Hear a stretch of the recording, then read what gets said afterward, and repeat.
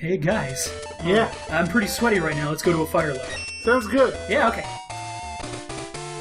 This is boss 4? Yes. So... Halfway through. Plots Halfway? once every 2 bosses? Seems like it. What? There's a little plot segment between the two No, bosses. that's pretty much the only one we're gonna get. Oh. Yeah, no, it's nice. There's a huge dump of plot at the beginning and at that point, and then They just shut up. you get more later on. It's not like they ever elaborate anymore. But yeah. So Do we get a little computer dude spazzing the fuck out while his friend just teleports away because he's a douche? no. That's what I... So this part right here, there's no ice level, so the lava's still present. You know, lava does 1 brick of damage with your health. That's no problem. I'm going to die here. Like, I'm literally telling you right now, this is on purpose. Instant kill. And it comes up pretty much a pixel before you get to that point. And it comes up a lot in this area. And, you know, I was playing through it when I was doing my practice runs. Like, there's gotta be some warning for people that don't know what's coming. Because this one comes up right along, you know, that rail, right? So you think, okay, it'll always come up on a rail. This one doesn't. It's on the opposite side. That one kind of isn't on the same side. At least so far, they seem to always touch our side of the rail. And you have to go through this, like, super cautiously. I was expecting one to leap up. Nope, it's jump. only through these. See, that one's dead center. Oh, yeah. Do they only pop up once? No, they will come up again, but it's not really on a timer like you'd think it would be. So it's like there's a trigger zone or something? More or less. It's pretty shitty, and I'm scared of this. You can air dash to get around that, but honestly, it's just easier to take the damage. Also, Game Boy controls are bad sometimes. Like, really, really abjectly bad. And it'll just be like, you're gonna turn around now, or like, your fire button's just not gonna go off. And it's like, every version of this game I've played has that problem, so it's not like an emulator's doing it, it's not like some kind of hang-up with something, it's just bad. Like, it wasn't really finished coding-wise. Hey. And also, I don't know if you've noticed or particularly care, but this level is more or less identical. And that does happen a couple instances. They're not all remix mashups. Particularly, it seems to be that way for X1 stages that we didn't get last time. Oh my god, controls, please! And I've tried, I don't think you can do the out-of-environment glitch. I honestly expected that to be an instant kill. I am taking a whole bunch of damage, though, that I kind of shouldn't be taking, but it's okay. Flame Mammoth is really easy with his weakness.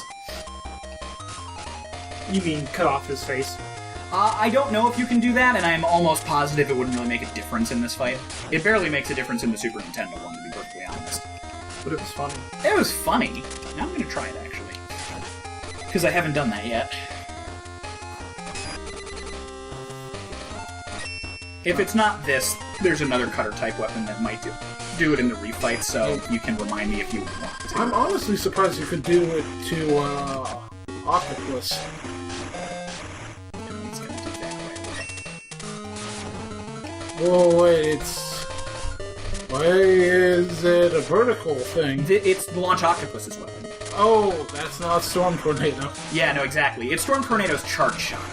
And honestly, I think it's way nicer in this form than Homing Torpedo is. I'm probably going to die. You have no lives. I know. Yep. You hit boxes. We'll just fast forward it.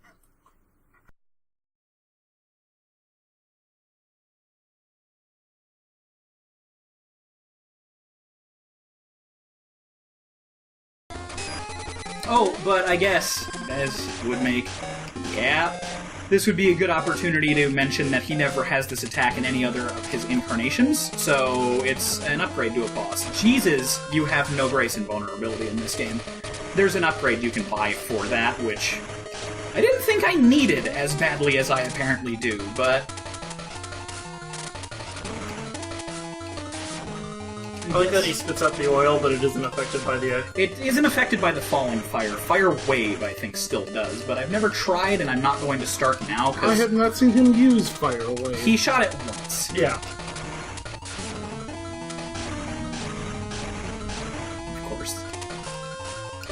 Your hitbox is as wide as a mammoth. Haha! Get over here! Oh, you're out. God damn it. Well, I can do this. And it actually should kill him. No, it does a pretty good amount of damage in this. Fire kills you. Yeah, right.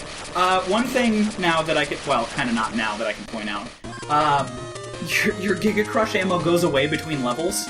So you basically can't stockpile it between stages, which isn't as big a deal as it sounds, but it's still kind of a pain. Look at that grumpy fire. Oh, it's gone.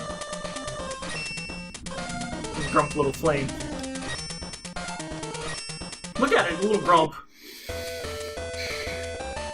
So, Fire Wave in this one doesn't work the same way that it does in the other one, which you'll see. So it sucks. Gotcha. No, it's still a good weapon.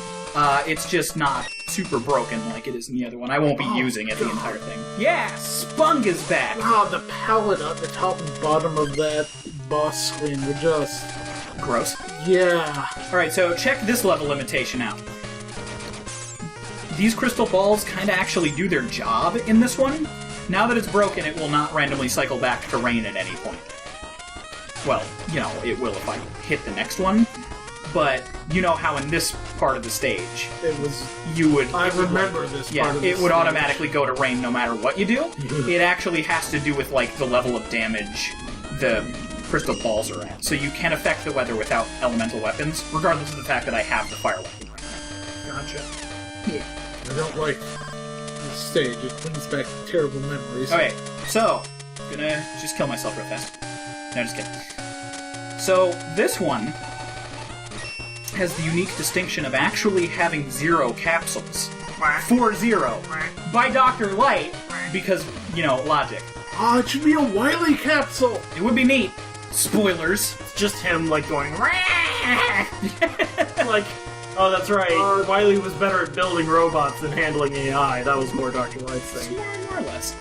So, you're gonna notice a couple oddities here, or less oddities and more just things. One of which is kind of an oddity. No, not actually. Shut up. So, Just tell yourself to shut up. both of you. What was that frame? Don't even worry about it. So, Zero's things, it's identical. It looks just like it, except the silhouette is red. Zero never gets different armor. That was totally just X silhouette. And can you switch to X for me? That is literally what I just said, yes. And yes, when I switch to X, it'll change the capsule to blue. Zero doesn't get any of the weapons that you beat as X, and vice versa. So it's basically a perfect trade-off. Like, if you beat a boss as X, only X is getting that stuff, which makes sense, so I'm okay with that. But yeah, so capsule's blue now. That also applies to, like, heart tanks and shit, right? Sort of. I don't think the heart tanks are ever a color other than yellow, for some reason. So wait, why did you get specifically that capsule? That Zero capsule? Okay, so you remember how I said I'm not getting the helmet for a specific strategy? Right. Zero's and X's capsules basically give them the same upgrades just for the sake of level design, more than anything I'm assuming. So we need Zero to be able to do X's helmet thing to get X's Buster. We need X's Buster to do the thing that I'm going to do strategy-wise. So we can't get the helmet, otherwise that makes the strategy moot. But we need the helmet to get what we need for the rest of the strategy, if that was worded in a way that was even remotely followable. Kinda. So more or less, we need to upgrade Zero just enough so that he can break those blocks, which just means getting him the legs and his head. We won't be getting any of the other Zero capsules, because there's no reason to. Because we're also not really going to play as Zero. Like, the times that you see Zero here are more or less just going to be me getting his capsules. It also means there's no Zero Scramble Rising bullshit in this one. Correct. Right? Yeah, there's none of that. I'm saddened. A little bit. Kind of disappointing. I like throwing my best friend at enemies as though Your he were a your weapon. best friend and partner? Yes. Okay, so, Wire Sponge, being, you know, a plant, kind of, basically, is understandably weak to fire.